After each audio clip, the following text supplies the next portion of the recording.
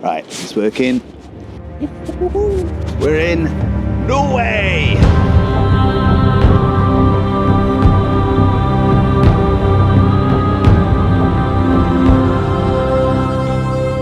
This is Senja, the island of Senja. Last night we flew into Tromsø, picked up a hire car, drove to a ferry port, got on a ferry, got off a ferry, went to go get some food and some milk so we could have a cup of tea. And the next day we've woken up in this unbelievably beautiful landscape. Just look at this place. We're at Tungeneset. A very famous viewpoint on the Isle of Senja with these beautiful mountains in the background.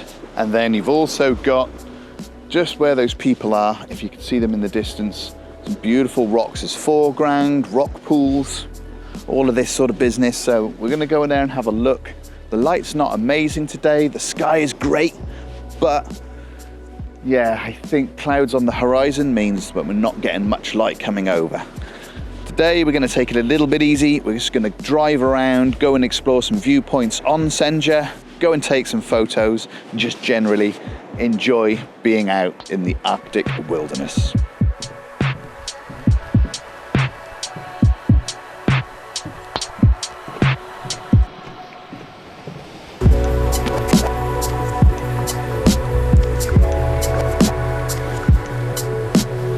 Making our way over these rocks. I'm not sure how slippy they're going to be. They're quite wet.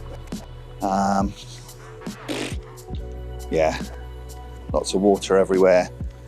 Some of them look black, so hopefully I don't slip over, bruise my coccyx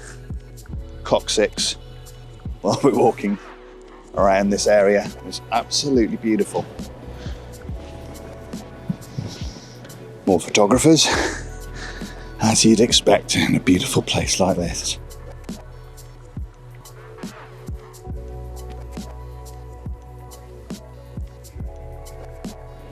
The effect of the sky. Okay, so yeah, those lines coming down there. Yeah. Yeah.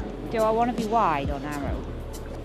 I'd say wide to get more of the, you want to be wide, get a lot of the sky in. Yeah. And then you can see those lines, which are going to look like leading lines down towards the mountains, which would be quite nice. But do I want to be shooting low and kind of up, or you know, I want to get that kind of... So what you want to do, and I was about to talk about composition in this area, was that probably go wide. 24 was okay for me. You might want to put on my 16 to 35 rather than starting at 28. You want to go down low so you get rid of some of this sea in between the foreground, because there's not much in the midground, right? So you want to bring the background and the foreground closer together, so shoot down low. Yeah. And then yeah, maybe the 16 to 35, and try and point it slightly downwards, but nice and wide. Maybe it's 16, but you'll still get a lot of that sky in and those clouds going in.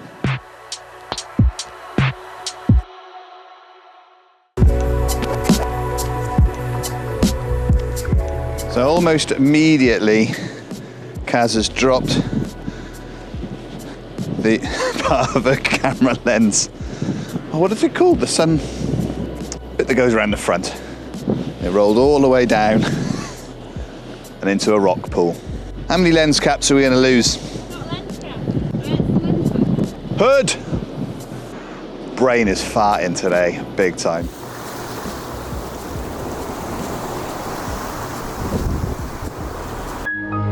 My DJI mic came off. I got the mic, okay. but all the way down in there is the little magnet off the back. Okay. There it is. You little shit. Got the Osmo 360 selfie stick, which has a magnet on the end. Have you got it, Kaz? Yeah. Yoga pose. Ta-da! All right, day one, and we're already starting to lose shit.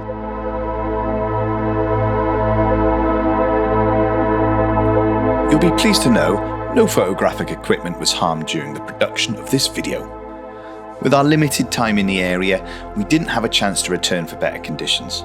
Nonetheless, we very much enjoy shooting here. Exploring rock pools takes me back to my childhood, and getting distracted by a shag on the shoreline, my teenage years. But the backdrop is majestic. Foreground opportunities are plentiful, and from the air you can grab the whole coastline. With easy access and a car park close by, it's definitely one to pin on your map and visit. Anyway, after we left here, we took a little drive to our next location. We're carrying on our little journey around Senja this afternoon, and there's lots of these little fjord-side huts, little red huts with epic mountains in the background. So I'm just exploring some roadside locations, taking some photos. Here is what I'm currently shooting. I'm just going to have a little walk down the road because I think there's some more just over that little bridge. But what a beautiful place to explore. Unfortunately, the light's not really come out yet today. Not sure it will, now it's clouding over a bit more. And it's just starting to rain. Oh well. So, let's go. I don't know whether this is a good composition or not.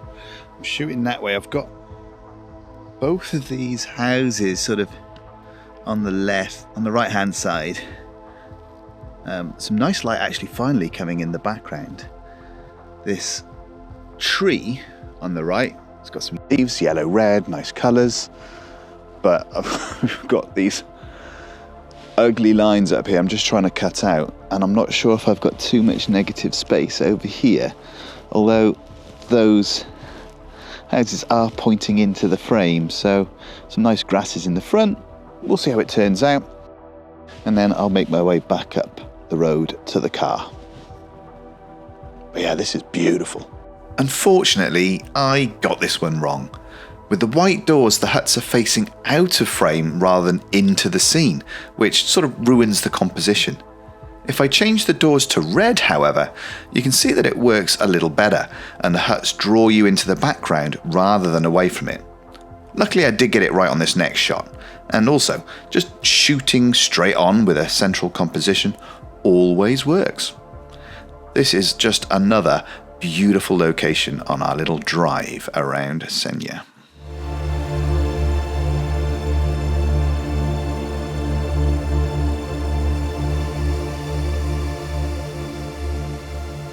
I wanted to get to Hamn before sunset, which was imminent, but I couldn't help pulling over at various spots on the way. Even before we got to this bridge, we stopped at a lake surrounded by snow. You know when your brain goes, there's got to be a shot in there somewhere? Then you just have to submit to your photography addiction and get your camera and go and take some snaps.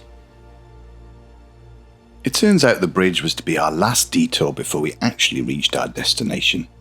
Somewhere which I picked out from Google Maps, but turns out is quite a popular and beautiful location. We've made it round to Hamn. Hamn with an N. But it is unbelievably beautiful.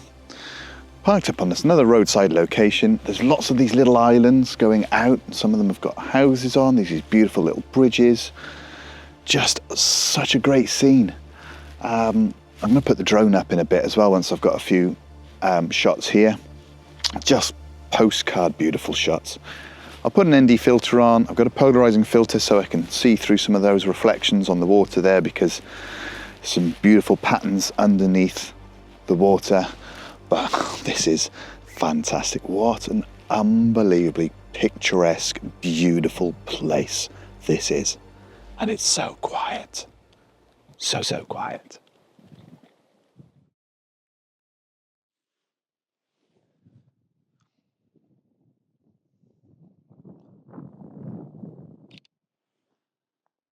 Despite the light not being optimal, this location had it all. House on a little island, little bridges, a red boat, epic background. Once I was done on the road, it was time to use my third and last drone battery of the day. It was time to fly around and see if there were some different perspectives, explore what the village looked like, and see if I could reach out to the small islands along the coastline I'd seen on Google Maps. Before long though, The clouds block the sunset with only the high clouds behind them lighting up. But where there's a will, there's a way, and I still managed to get some nice photos before we headed back along the road we had just come down, stopping at one of the roadside locations, the platform viewpoint looking back towards Bergsbotn.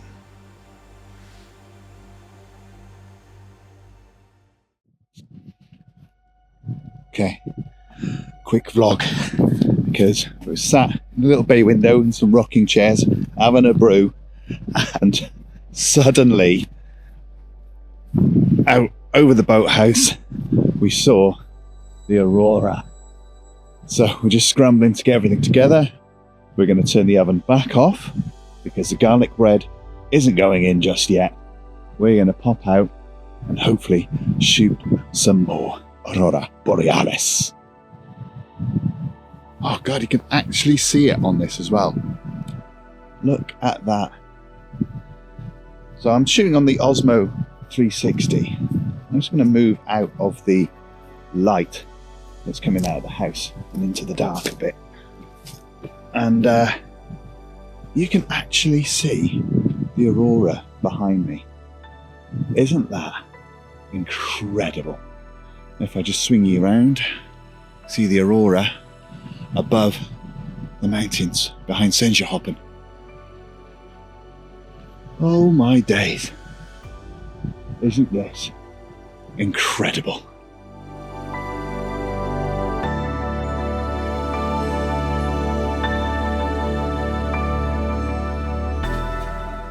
Okay, that's the...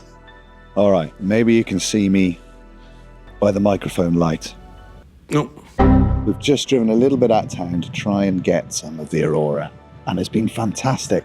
We've been struggling with the composition. There's too many bushes on the side of the road, and we're sort of looking at an angle down towards the mountains.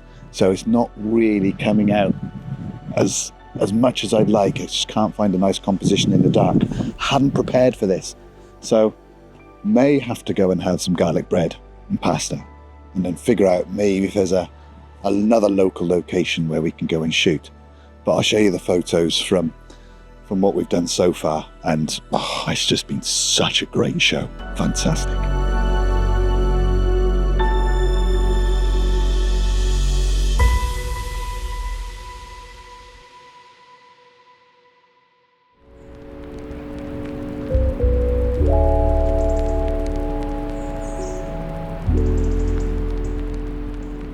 Day 2, and we're going on a hike. So the plan today is to go up to Heston, which is up this side, to shoot back that way, south-ish towards Segla, which is this one here. An iconic shot, probably one of the most famous photo spots on the island here. But yeah, we're at the trailhead. We've got a ways to go up, 2 kilometers apparently, but it's uphill and we're carrying literally everything. So we'll mosey our way on up after having had a lie-in this morning rather than getting up for sunrise, and we'll catch the afternoon sun. It's about 10:30. Sundown is at 3, so maybe this afternoon we'll get some even nicer colour in the sky than we've got at the moment. Just got a little bit. Get some nice yellows, oranges, and the iconic shot of Segla.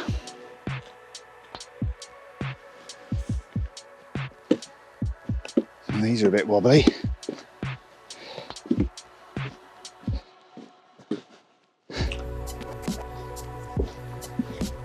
Glad they put these boards out. I mean, look how boggy it is. You're trench foot walking in this. Cross over the river. Here it is.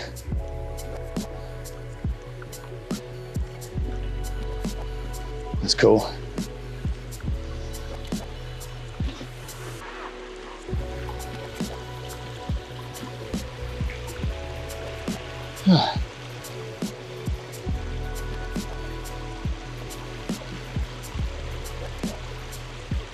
Beautiful. Hey. We're getting there.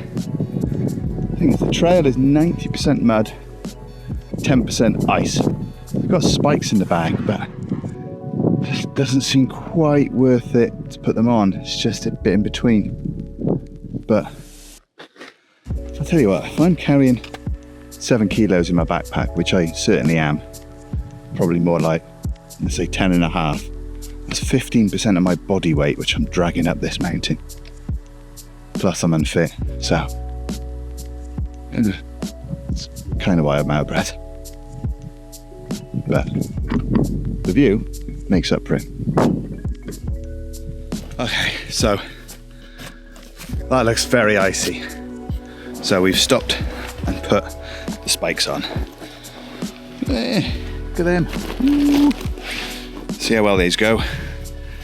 But better be safe than sorry, isn't it, really? Last thing you want to do is slip over and bust an ankle and not be able to get back down or enjoy the rest of the trip. So, spikes it is.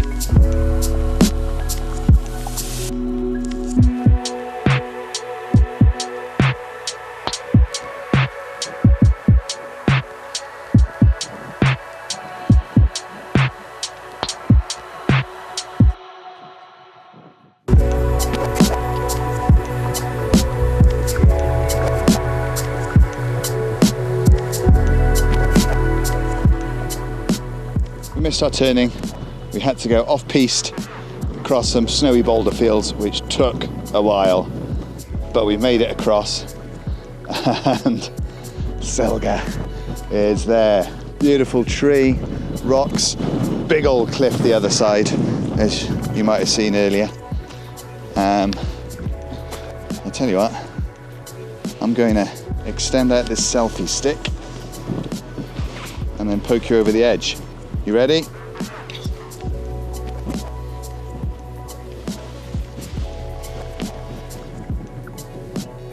I have no idea what that looks like, but I bet it's shit scary. Because I'm already a little bit weak on my knees after walking up here. And then standing next to an F-off huge cliff makes my knees go even weaker. But I'm gonna get the camera out and take some photos.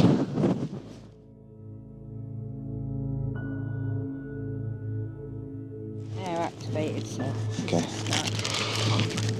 Oh, shake these hand warmers. Okay, well, I'll get that in my glove. I'm not sure how much light we've got left. But I've just had the drone up and it's pretty windy. My hands are froze, so I've now got gloves and hand warmers on. But the footage I got was just epic. Amazing photos with the drone. It's very gusty though. I did get a couple of strong wind warnings, so I was hoping it wasn't going to fall 300 meters down into the sea. But wow. Wow, wow, wow. I think the sun's about to go behind these now, so I might just get some of my last shots with the lighting up this side of Segla, have some coffee, ham sandwiches, and then somehow make it back down there where our car is. But what an epic place this is. I'll tell you what, if you want to come to mountains, if you like mountains, if you like big rocks, and get a little bit too excited about big rocks like I do, then this place is incredible.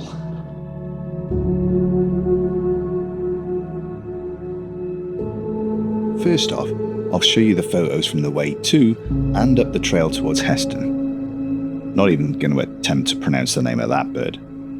Even though the snow made it more difficult to navigate, it makes for amazing photography. But before I get onto the photos from the cliff edge, here's some of that epic drone footage I told you about.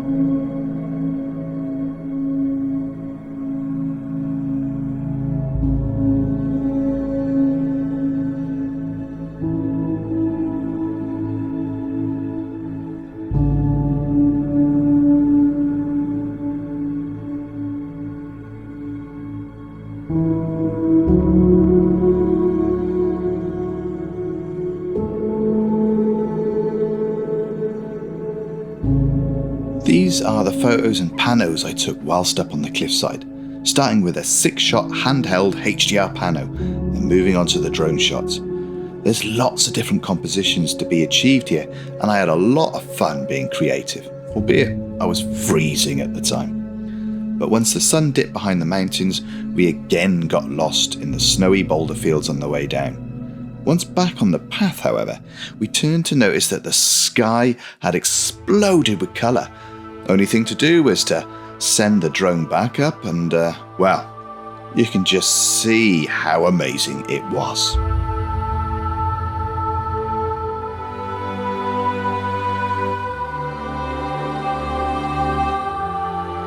I can't say that these are by any means the best photos I've ever taken, but the conditions surely made the job easier. Insane colours, well-timed fishing boats and super cool clouds. I spent more time than I should have playing around with parallax effects for this B-roll, but it looks so cool. I did fit in a vertical drone panel and a crop from a 360, although that may be a little overexposed. Oops. And to finish off, a classic shot of this swoop up to Segla.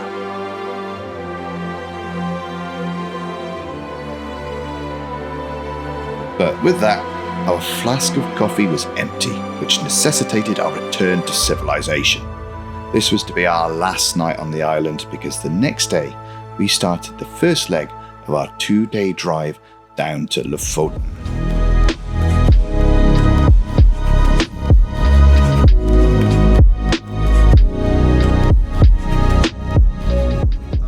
The first leg was 6 hours from where we stayed in Senjahopen all the way down to Svolvaer, if we didn't stop. And considering we only had around 7 hours of daytime, there wasn't much time for photography until we arrived at our hotel. After a busy couple of days, we treated ourselves to a couple of beers and some local food, but I took my Fujifilm X100VI, of course, and these are the photos I took. It's the perfect camera for city trips like this, and I very much enjoyed exploring a wet Svolvaer with it. Unfortunately though, as quick as we arrived, we were back in the car again, ready to take on the final few hours south to our accommodation in Lofoten. Leaving the hotel in the harbour and crossing this lovely little bridge, we headed back to the main road. The conditions were definitely moist, shall we say, and we hit an unexpected delay with one of the tunnels closed, with only one crossing an hour, chaperoned by one of these guys. However, by the time you're watching this, they'll have probably been done with all of the repairs. In the next episode, there is so much more exploring and photography to come. Subscribe, I guess, and all that nonsense, and if you want to be notified when it's released, maybe click that bell button. I'll see you in the next one.